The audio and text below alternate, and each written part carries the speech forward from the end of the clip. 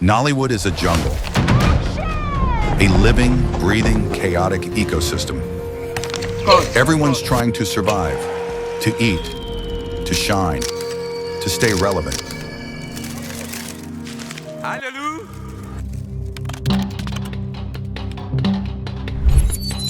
You have the hyenas, the Agberos, the street enforcers, the touts at location shoots. They move in packs, always watching, always demanding their share. We were filming in Ebute Meta. You know, boys will come on set to come and disturb us. Yeah. I grew up in Ebute Meta, so they know me. And I would think that, okay, because I was there, they should, accord me that honor. But I lie. They don't hunt. They wait till someone else does the work, then rush in, scavenging from the production. The leopards. Those are the new age directors. Fast, fierce, elegant. I really don't think there's any great director. What has made great directors is the great scripts. They move differently. They don't roar, they strike. The lions, the bold visionaries, the ones who lead the hunt. Some are noble kings of the land, others are just loud. And the lionesses, the real hunters. The women who make things move. Producers, casting directors, line managers. They're the silent killers of deadlines and chaos. But in this jungle, not all lions are the same. Some sit atop the rocks, commanding kingdoms. The studio heads, the Abudus, the Moses of FilmOne Studios. Their roar echoes far beyond the jungle, shaping what gets made, what gets seen, what survives. They are the apex voices, respected, feared, and sometimes envied. And deep beneath the surface, beyond the rivers and the noise, swim the whales, the untouchables. They move quietly but powerfully, creating waves that can shift the entire ecosystem. The Funke Akindeles, the Kunle Afolayans, masters of their waters. When they move, everyone feels it. They are the balance between chaos and control, between art and empire. The snakes, the producers, cunning, patient, adaptable. They know how to slither through impossible terrain, finding money where there is none, stretching every kobo, claiming no budget while trying to hold everything together. Slimy, yes, but without them, the jungle doesn't move. The black market pirates, the vultures, feeding off the finished work of others. They don't create, they wait, hovering above, ready to swoop down and steal what someone else bled to make. The elephants and rhinos, that's old Nollywood. Heavy, slow, but wise. Their footsteps built the paths we now walk. They've seen it all. They may not move fast anymore, but their presence keeps balance in the wild. The crocodiles, the marketers and distributors. They wait by the riverbanks with mouths wide open. One wrong step, and they'll take half your film.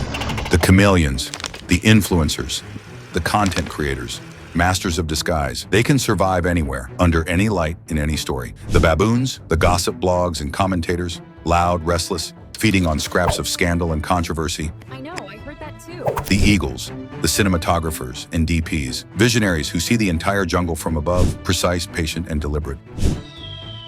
The owls, the editors and post-production minds. They live in the dark, turning chaos into clarity while everyone else sleeps. The ants, the crew, tireless, invisible, carrying the weight of the industry grain by grain. The bees, the costume designers, makeup artists, sound teams. Always buzzing, creating beauty and harmony even when unseen. And then there are the peacocks, the lead actors, bright, dazzling, always showing off their feathers. But underneath that glow, there's pressure, insecurity, and hard work that nobody sees. They are the face of the jungle, but not always its heart. At the bottom of the chain are the bottom feeders, the assistants, scriptwriters, the interns, always being preyed upon, yet holding up the soil that feeds everyone else. But the worst thing that can happen to you in Nollywood is to be no animal at all. Because when no predator hunts you and no tribe welcomes you, you are invisible. This jungle only respects those who fight to belong. Even Hollywood was once a wild forest. Drugs, exploitation, chaos. Studios owned actors like property. Directors vanished in disgrace. The industry had to be burned down before it could be rebuilt. Out of the madness came rules, unions, contracts, structure, and we are walking that same path now. When I'm talking about chaos and structure, a lot of people find it hard to understand the beauty in both. There's a very big advantage to structures, and that's what we are always trying to build. But the chaos of Nollywood gives about a different kind of beauty, and that's beautifully captured by my story with the Makoko community. I had a very strong sense that I was going to shoot at Makoko. This is like the ghetto of the ghetto. This is the worst Venice type house on the water kind of place you can ever go to. The shots are beautiful, very, very dope place for films and production. So a lot of people try to do documentaries, a lot of people try to do a lot of stuff there. So these people are not, quite native to all these things. Most people try to do their best. But a lot of people goes into this community to take advantage of the look, the scenery, to achieve what they want to do. And first of all, I think understanding that these people are human are the first thing that has to come to any producer's mind. And you approach that from there. Somebody's going to come into my compound and do something. I would like to know about it. I would like to know who is coming, what are they doing, and exactly how. So you need to talk to the right people. So that's one of the first things I actually took to mind. And I went there. And this thing is the same thing that happens in America. This is what I'm talking about, is something that we did before Asari came on board. I went to the place and I started asking, sir, I'm trying to do something like this, like this, like this. Who do you think I need to speak to? I didn't know anybody there. But from speaking to somebody, this guy said, you need to talk to this person. This guy said, you need to talk to this person. When I see that a few people, are referring to this same guy, I said, okay, let me go talk to that person. Then, they took us there, and then I explained myself and what I want to do. And they asked me, okay, how much am I going to? Because definitely you have to give some kind of fee for the location that you are using, which is something that we all, tend to do. Even in America and everywhere, everybody pays a certain type of fee for using a kind of location, even to the government, everything. And to this community, this is not the first time they are seeing people come around, and they've been getting a lot of money, big money. And that's why I think our story comes in again, because when I told them about our story, what we are trying to do, how we didn't have any money and we just actually launched on this stupid dream. And in my body language, they can see that I'm there, I'm not feeling like I'm sure you get afraid or I'm scared for my life. Do you know what I'm trying to say? They can see that I'm part of this, like I could understand this life. Like I could actually just turn the bed around and actually sleep here and enjoy my life also. So it felt so natural, and I could also carry that conversation and speak to them and say, so this is what we're trying to do. And they actually this man became one of our biggest. He kind of just told me, okay, how much do you have? And I told him straightforward and said, okay, this money is going to go to this people. When you are ready to do it, come to me. I'll tell you how to do it. And that was it.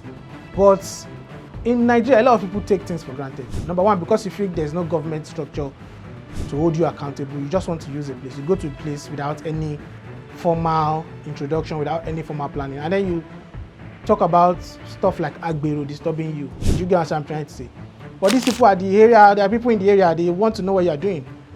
If you're coming to take advantage, they don't know if you're trying to take advantage of them. They don't know if you're trying to write a bad story on their area. They don't know if you're trying to say something bad or something good about them. And of course, they would definitely, everybody wants to take out of something that is good, always want to, get something for something.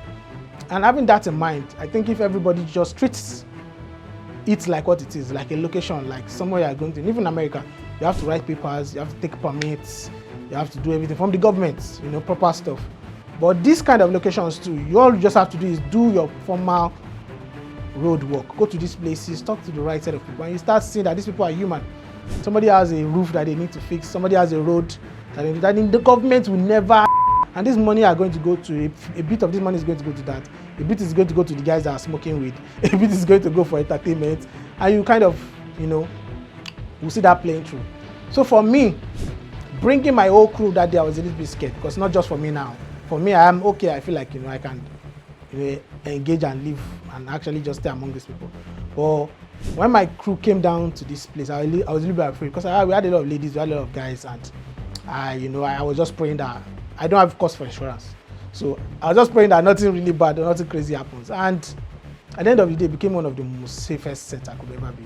Because, this guy came around us. They were even helping us with crowd control, telling people not to pass, telling people to pass, stopping the boats. Because, like I said, this is the Venice of Nigeria. So, when we needed our boats to actually, have like a solo kind of trip we call that scene Black Waters actually. It was actually dope. You need to see Rise of Saints. And we call it Black Waters because the water is really dark, really dirty in that side. So it's dark when you are shooting from a very low angle perspective. So we needed a shot where we just want a boat alone on the water, and we need to stop other boats. And they went and they were like, hey, you don't because they know themselves. They're like, no, you stay there, you, yeah. And they, they made this thing possible. Everybody, they sat down, they carried different chairs and stacked it on themselves like a theater. It turned into like a little bit of a theater stage for the safe areas where we told them we can stay. And everybody behaved. They helped us so much. They gave us rooms to change. They gave us toilets, different things that we might need for all our crew. And it was really a wonderful set, leaving that place that day. And it turned out to be one of the biggest and most wholesome experiences I had in writing the set. It's a crazy entry into the industry. That's why everyone in Nigeria is, in some way, an independent filmmaker. There's always no budget, because it takes madness to chase a dream this wild in this economy, to keep believing when the odds are stacked against you. That's the real magic of it. And I'll be talking more about that in this series, how all these animals, all this chaos, somehow blend to make something beautiful. Because at the end of it all, there's Mother Nature, the audience, unchanged, unbothered. They like what they like. They don't care how long you struggled, how many snakes you tamed, or how many hyenas you paid off. They just want to feel. And when they do, when they laugh, cry, remember your story, that's when you've survived the jungle. Because in the end, the animals will change, but Mother Nature always wins.